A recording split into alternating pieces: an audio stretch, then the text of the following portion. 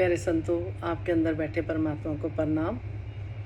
आशा है आप सब खुश होंगे, तंदुरुस्त होंगे और परमात्मा कृपा करे। सबसे पहले अरदास सभी के लिए, पूरे ही संसार के लिए, कि परमात्मा सभी को तन मन धन के सारे सुख दे, निरोगी काया दे, सुखी माया दे।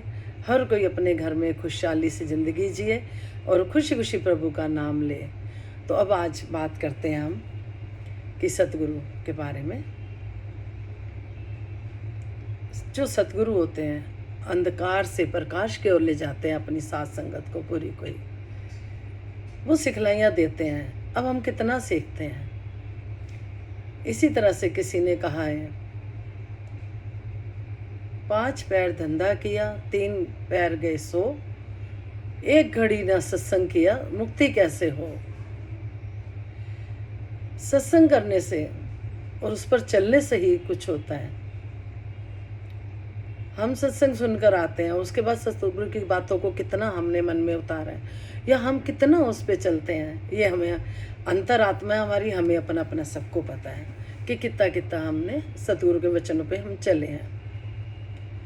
इसी तरह से एक भक्त ने पूछा अपने सतगुरु से कि सतगुरु जी, सत्संग तो हम रोज आते हैं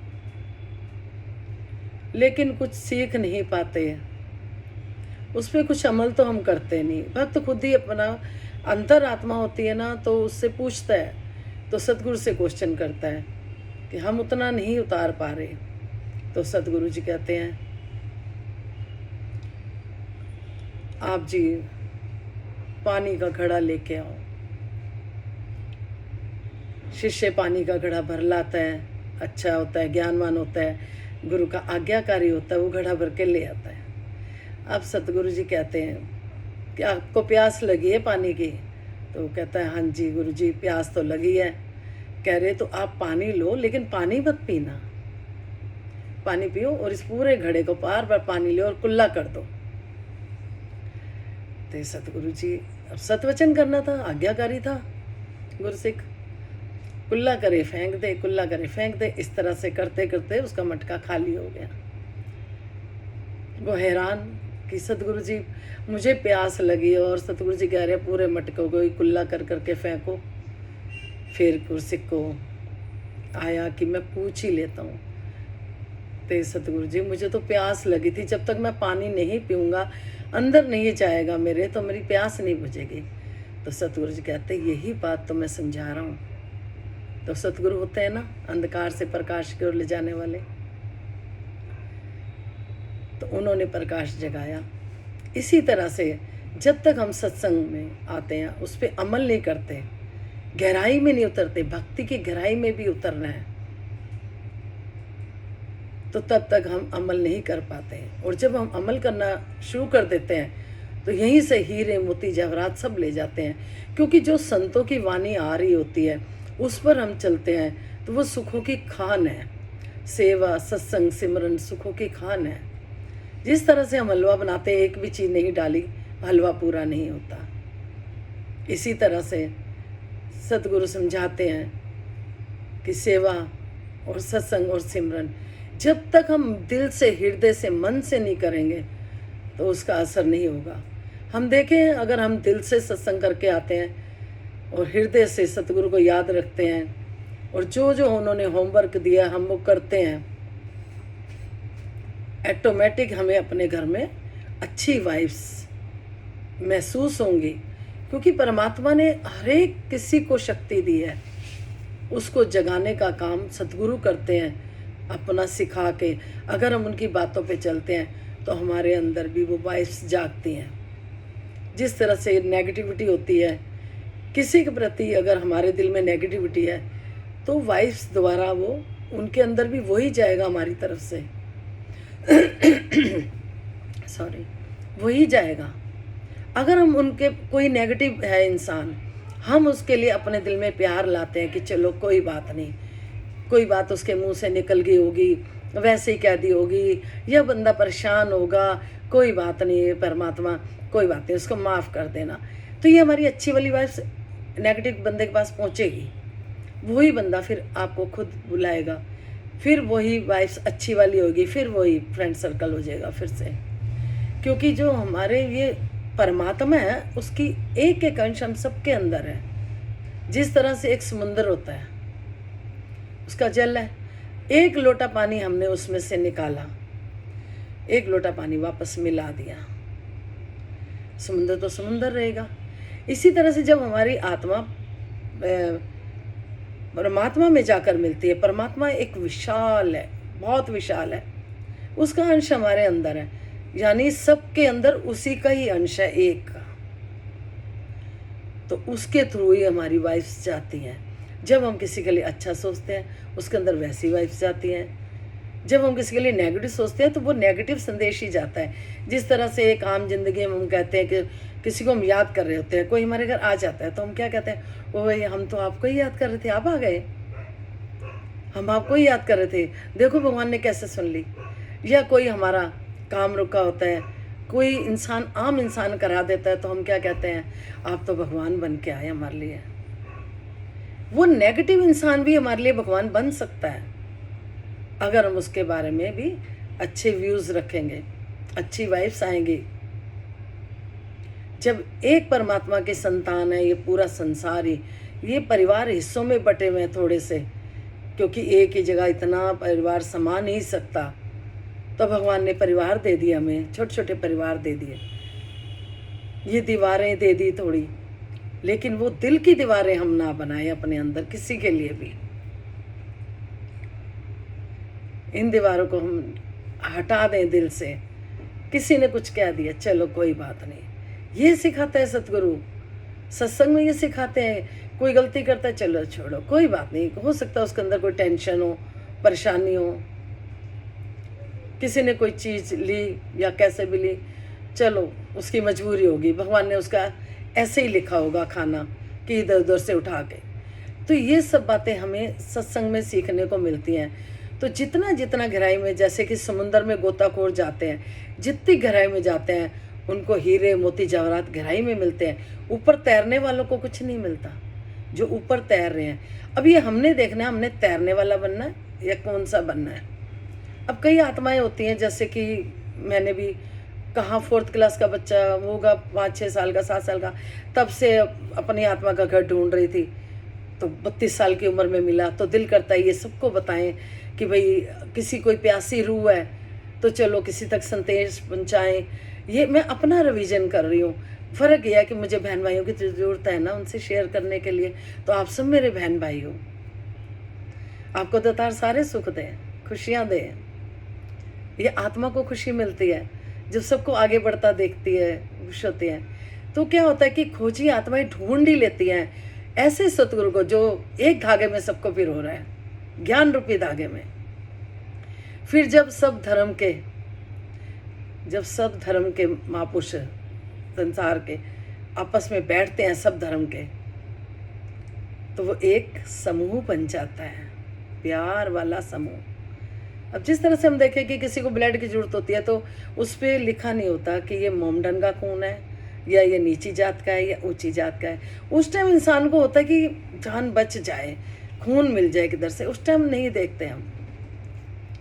फिर आगे पीछे भी ना देखें हम।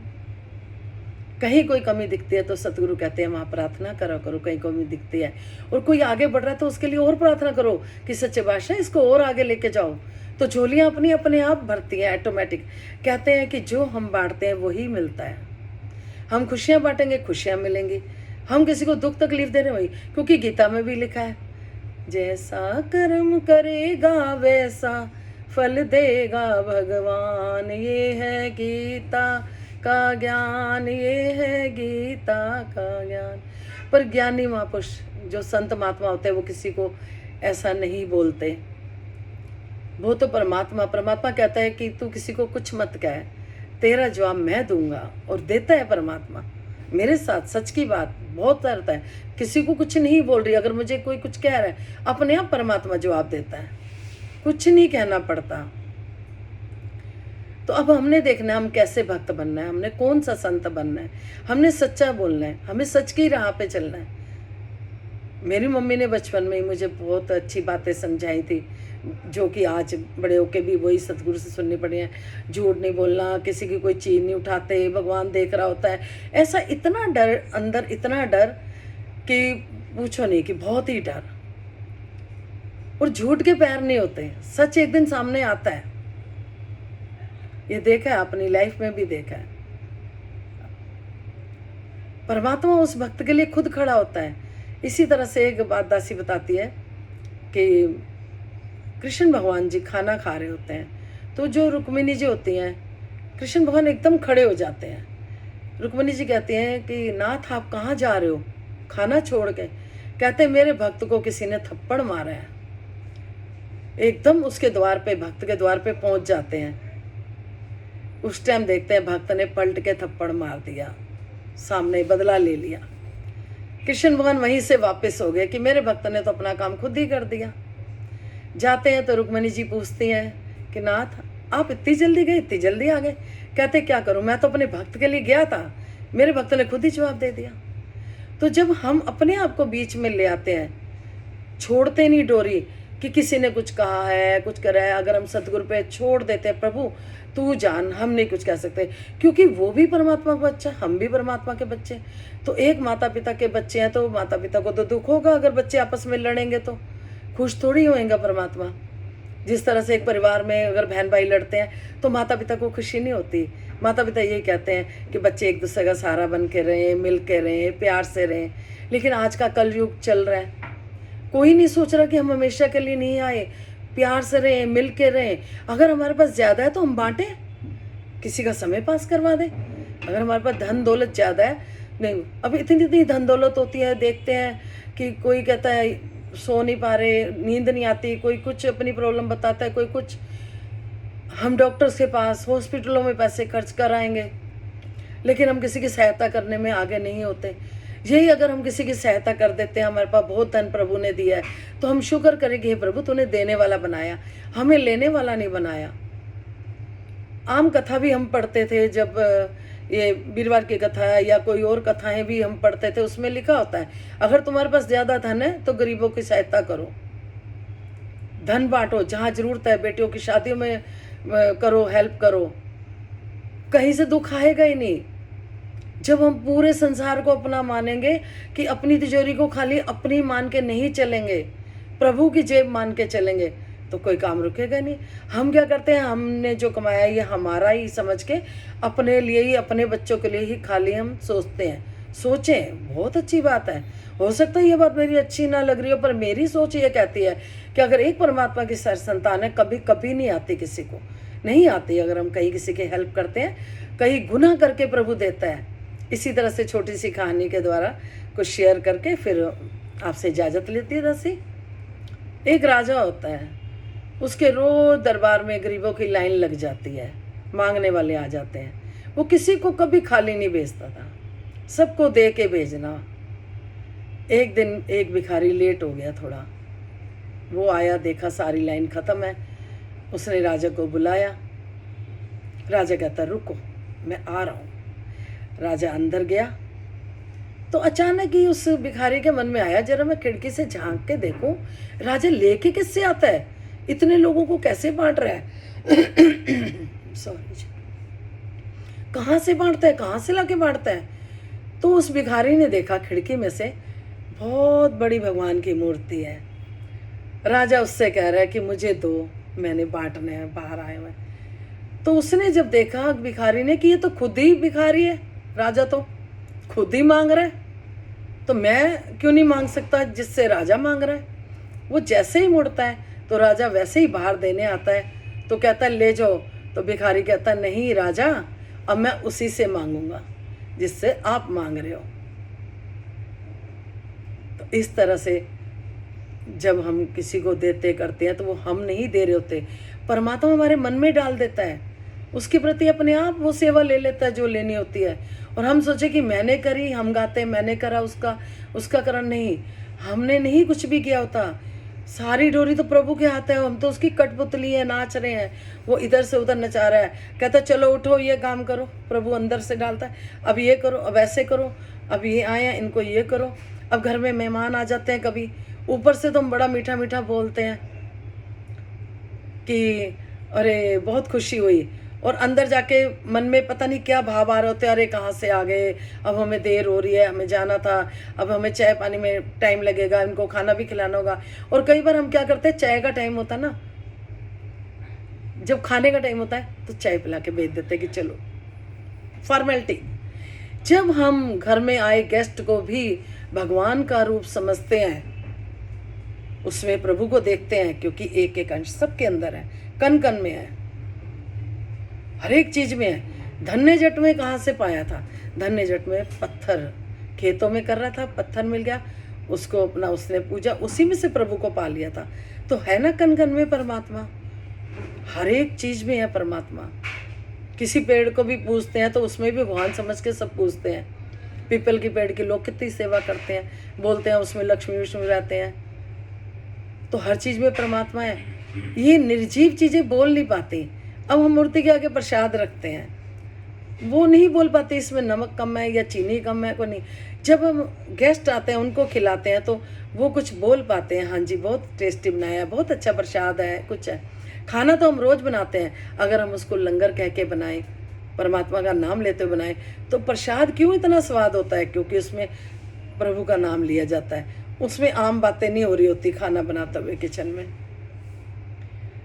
तो जब हम ये रूप देते हैं, ऐसा कहते हैं जैसी कथनी वैसी करनी, वही परमात्मा बुलवाता है। अगर कोई कर्म कर रहे हैं तो कोई बोल रहे हैं, अगर कथनी और करनी में फ़र्क है तो कोई फ़ायदा नहीं। मैं बोल रही हूँ या मैं कहूँ कि भाई मैं ऐसा करती हूँ, नहीं, जो करवाता है परमात्मा कराता है। एक बार एक सतगुरु के पास एक बच्चे को माता जी ले गई कि ये बेटा गुड़ बहुत खाता है। ये आप सबने सुनी होगी, कोई भी बात ऐसी नहीं जो आप किसी ने नहीं सुनी हुई। फ़र्क इतना है कि थोड़ा सा मन का भाव आप बहन भाइयों से शेयर कर लेती हूँ, मेरे को खुशी होती है, अच्छा लगता है, और आप इतना प्यार दे रहे हो, और आप प्यार देते रहना। जो बात अच्छी लगे ले लेना, जो बुरी लगे छोड़ देना। तो सतगुरु के पास लेके जाते हैं बच्चे को कि बच्चा गुड़ बहुत खाता है। तो सतगुरु जी क्या कहते हैं, कल लाना कल लाना। ऐसे करते करते 15 दिन तक वो बहन बच्चे को ले जाती रही सतगुरु के पास। कहने का भाव ये है कि जब तक सतगुरु ने अपने कर्म में वो बात नहीं लाई तब तक दूसरे को नहीं बोला। तो बहन को बोले, बच्चे को बोले सतगुरु जी कि बेटा गुड़ नहीं खाते, अच्छी बात नहीं होती है, गुड़ नहीं खाना। तो वो माता जी को गुस्सा आ गया, आपने इतनी सी बात कहने में 15 दिन लगा दिए। तो सतगुरु ने कहा, जब मेरे ये कर्म में नहीं थी तब मैं भी गुड़ खाता था, जब वो बात मेरे कर्म में नहीं थी तो मैं इसको कैसे कह देता। अगर हमारे कर्म में कोई बात नहीं है, हम दूसरे को कह रहे हैं तो हम गलत हैं, उससे भगवान खुश नहीं होता। हम वही कथनी करें, वही, अगर हम ऐसे हमारे कर्म हो तो वही सच्चे बादशाह बुलवाए, वही करवाए। तो सतगुरु ने कहा, पहले मैंने 15 दिन ट्राई करा, गुड़ छोड़ा, आज इससे फिर बोल रहा हूँ गुड़ छोड़ा। ऐसे ही हमारे में भी सारे कर्मों में नहीं है, बहुत कमियां अभी। आप आशीर्वाद देना, जो जो कमियां दूर हो, और सच्चे बादशाह कृपा करे, आप सभी को सारी खुशियां दे, घर में खुशहाल रहो, आपके कमाइयों में बरकत डले, आपके बच्चे पढ़े लिखे विद्वान बने, खाली बोलने में नहीं, साकार रूप में आपके घरों में खुशियां पहुँचे। यही अरदास है, दासी समेत हमारे घर भी पहुँचे, सबके घर पहुँचे। तो खुश रहो, तंदुरुस्त रहो, और प्रभु के गुण गाते रहो। तो सतगुरु कहते हैं, तू कर मेरी चर्चा, मैं दूंगा तुझे खर्चा, तू कर मेरा जिक्र, मैं करूँगा तेरा फिक्र। तो जो जो महिमा गाते हैं परमात्मा की, जब किसी की तारीफ होती है कितना खुशी होती है ना, इसी तरह से प्रभु को भी खुशी होती है। तो प्यार से बोलिए, आपके अंदर बैठे परमात्मा को सत सत प्रणाम। खुश रहो।